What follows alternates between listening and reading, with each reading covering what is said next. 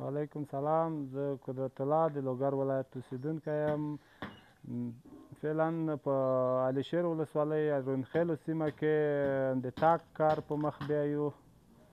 تقریبا موږ 7 کاله په ایران کې مو دا کار کړی ده، نو دې نه را په دې خوا 3 کاله مو په کابل کې کړی. اوس فعلا 6 کال یا 5 کال به مو کېږي په خوست کې ترسره کوو په بېلابېله سیمو کې. موږ اول د ایران نه راغلو، لکه کابل کې مو لږ څه کم بیش کار وکړو، بیا هغه نه بعد لوګر کې مو وکړ، لوګر نه خوست ته راغلو. خوست کې خاص خلک د کار سره دومره بلدیت نه درلود، نو خدای صاحب موږ په بېلابېله سیمو کې مو داسې یوه کوټه خلکو ته د اطمینان په خاطر وکړه چې تاسې وګورئ که دا کار څومره مقاومتي کار دی، څومره پوخ ده، څومره کم مصرف باندې ډېر ښایسته چت او ډېر مضبوط چت راځي. خو لکه مندوزی ولسوالۍ کې، دغسې منګالو کې او په ګوربز ولسوالۍ کې، په لاکاڼو کې دا بېلابېل ځایو کې مو کارونه وکړل. بیا مو راغلو علي شیر ولسوالۍ ته، لکه دلته رونخیلو سیمې ته راغلو، همداسې دلته مو دا ځینې کارونه سر ته ورسول. نو ماشاءالله اوس زیات شوی هم د خلکو بلدیت هم سره پیدا کړ. نو دا تاک چې دا ډېر مضبوط چت هم ده. اوس خلک بیل آرام آرام په خاصیت پوهېږي چې دا واقعیت هم مضبوط ده. ځینې خلک دلته موږ په تاک بولو، دا د تاک د ایران په لحاظ باندې خلک ورته وایي، خو دلته په ایرانی چت باندې هم مشهوره ده. ډېر خلک په ایرانی چت باندې پیژني، خو موږ شخصا استادان په تاک باندې، مطلب د لوګر پلو ته یا کابل طرف ته ټول په تاک پیژني. دلته په ایرانی چت مشهوره ده، خو نوم یې تاک ده په اصطلاح. هاروني صاحب دا تاک چې خلاص سي، ځینې خلک دې ته ګاچ ورکوي، ځینې خلک هم پلاستر ورکوي. نو دا موړی چې دا د پلاستر نه هم ډکېدی شي او د ګاچو نه هم اول ګچ خاکو باندې ډکېږي، ګچ خاوره مکس کېږي، اول دا ګولایي پې سیده کېږي، نو یې نه بعد بیا دغه په سر باندې سپین ګاچ ورکولی کېږي. او دا ګډرو ته چې دا ګډرو ته خاص د سپین ګاچ سره سپین سیمټ لږ مکس کېږي، د ګډرو سره ورکولی کېږي چې دا ګډر بیرته زیړوالی نه راباسي د باندې. نو اولا پلاستر که ورکې، پلاستر کې سپین ګاچ هغه د زیړوالی نه راباسي، خو که هغه ورکې د ګاچ ورکې، ګاچ ته بیا ضرور د ګډرو په لیکو کې سپین سیمټ ورکوي. سپین سیمټ ور نه کې بیا سپینې کیلې د ګډرو کیلې کوز راوځي، په د هغه په لکه زنګ په رقم زیړوالی کوز راوباسي. تاک اطمیناني شی ده، انشاءالله وی ګورئ چې دغه مو نن ورځ کار کړی ده چې ښه په تا باندې څومره پرې ورځېدی چې هېڅ کوم انشاءالله مشکل نه ورته پېښېږي. دا هم دغه د 10 بجو 11 بجو نه هم تر مازدیګره پورې دغه کار چې کړی، دغه کار باندې زه دغه کار مو نن کړی ده د اطمینان په خاطر پېښېږو چې هېڅ کوم مشکل نه پېښېږي ورته، چې څومره وزن پرې راسي دا مضبوطیږي او خطرمنه کیږي نه انشاءالله. په دانې ځینې خلک اکثره د اقتصاد له وجې نه خاوره پرې ورکوي، د اول لیول یې په خاورو سیخوي، د ګډرو په اندازه باندې لیول کوي، یې نه بعد بیا د هغه په سر باندې پلاستیک اچي، پلاستیک په سر کانکریټ ورکول کیږي. نو لکه تا تجربه هاروني صاحب چې تا اولینه نفر یې چې تا دغه ته د پام شو چې اول د لیول په کانکریټو کوي او بیا وروسته په سر باندې پلاستیک اچوي، بیا د پلاستیک په سر باندې هغه کوي کانکریټ ورکولی کېږي. خو اول لیول تا وویلی چې په دغه لیول باندې به کانکریټ کوو، بیا به هغه په سر پلاستیک ورکوو، بیا یې پلاستیک په سر 15 یا 6 سانتي کانکریټ پرې ورکوو. نو دا به انشاءالله تر ټولو مضبوط کار دغه وي. نو اکثره خلک موږ دلته یا لوګر کې مو کار کړی ده، 14 سانتۍ ګډر موږ اچوو، مضبوط ګډر یا میانه ګډر چې دی 14 سانتۍ هغه ګډر موږ اچوو. دا په خلکو پورې اړه لري چې څوک 20 سانتۍ اچي، څوک 12 سانتۍ اچي، څوک 14 سانتۍ اچي.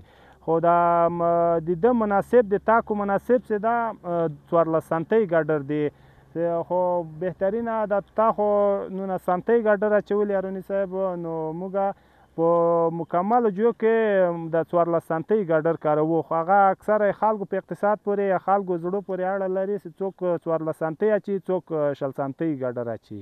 څنګه چې وینې چې تا داسې مضبوط کار وکړو، خو په کوم ځای کې چې سهولت د ولډینګ وي، که دا رقم سریع په د هر ګډر په څوکو کې یا د دیوال په سار باندې داسې ولډینګ سي، دا ګډرو ته یو خاص مضبوطوالی ورکوي. نو څومره چې موږ تجربې لحاظ نه چې باید وسي په یا د دیوال په منځ کې وسي یا د ګډرو په څوکو کې وسي، باید په منځ کې ولډینګ نه سي. که په منځ کې ولډینګ سي، دا ګډر ته ضعیفوالی ورکوي، ګډر ضعیفه کوي. نو که چېرته د ولډینګ سهولت نه وي، نو حاجت هم نشته ورته. که ګډربندي په دغه رقم ته داسې مضبوطه وسي او سیمټ روغ پرې واچولی سي، سریو ته هم ضرورت نشته.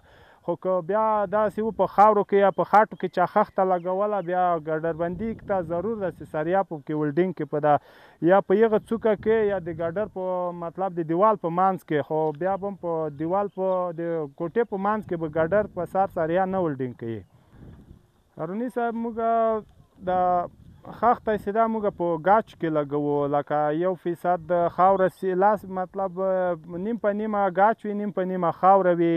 داسې خاوره وي چې شګه ونه لري، نو هغه خاوره موږ ته لګېږي، چڼ نه یې باسو، تقریبا نیمه ګاچ کېږي، نیمه خاوره کېږي. او ګډر به تقریبا 15 سانتۍ کې الا 80 سانتۍ کې ورته اچولی کېږي. نو دغه هغه اصولي طریقه یې ده. خاوره به ورته چڼ کېږي چې زیاته غټه لوټه ونه لري، ګاچ ورسره ښه میکس سي، نیم ګاچ کېږي، نیم خاوره کېږي. دغه هغه طریقه ده چې موږ انجینرانو نه په ایران کې زده کړې دي، دا هغه اصولي طریقه یې ده.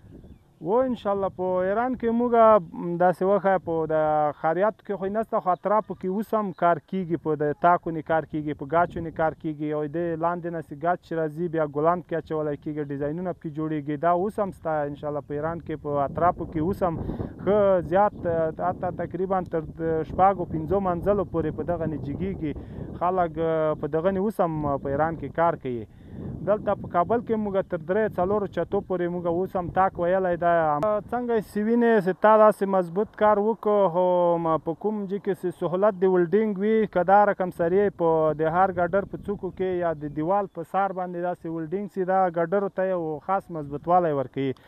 نو څومره چې موږ تجربې لحاظ نه چې باید وسي په یا د دیوال په منځ کې وسي یا د ګډرو په څوکو کې وسي، باید په منځ کې ولډینګ نه سي. که په منځ کې ولډینګ سي، دا ګډر ته ضعیفوالی ورکوي، ګډر ضعیفه کوي.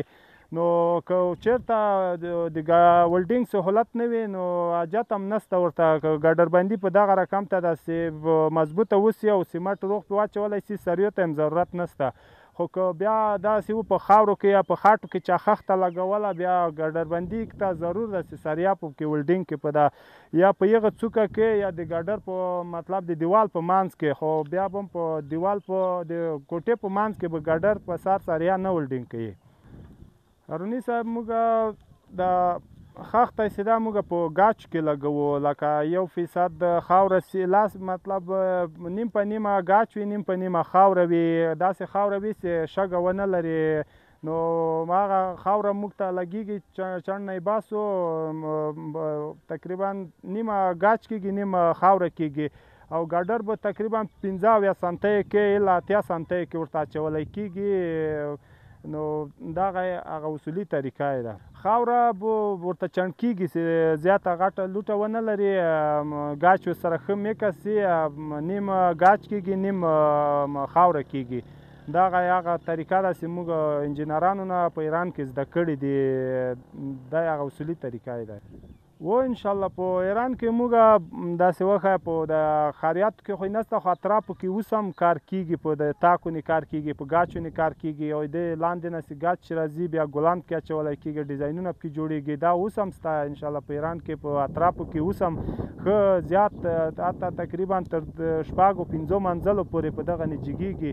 خلک په دغه نه اوس هم په ایران کې کار کوي. دلته په کابل کې موږ تر 3-4 چتو پورې موږ اوس هم تاک ویلی ده.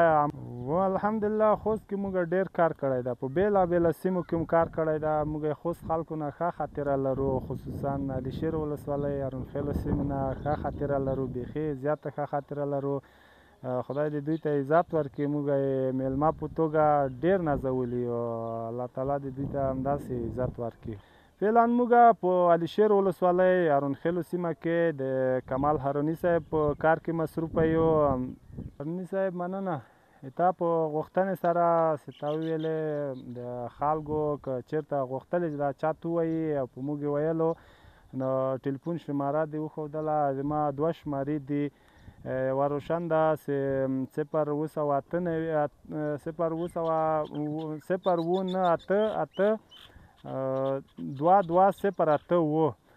دا مې د روشن لمبر ده او اریبا لمبر مې ده 0 ولس 1 دا یې ما اریبا لمبر ده. خدای دې وکړي خلک مې په تنګ نه کړي، هغه کار مشوره که رانه غواړي پرې مشوره ورکوم او که کار راباندې کوي انشاءالله په مناسبه قیمت ښه کار ورته کوم.